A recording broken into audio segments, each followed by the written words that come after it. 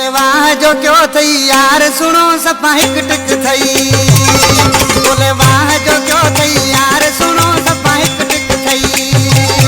किसी मानू चवल बार बार सुनो सपा हिक टिक थई। घोड़ा भजाए दंग कई छात मिलो तो खेत मिटा यार मुझो मुसा गड आए छात मिलो तो खेत मिटा मल मारे वयासी बाजी खटी वयासी।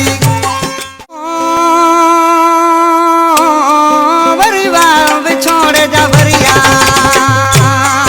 अज याद अचे तो जानी याद अचे तो जानी मुझे खिलमा घोड़ा गरिया जी मिठाई यारी विसारे मता छदी।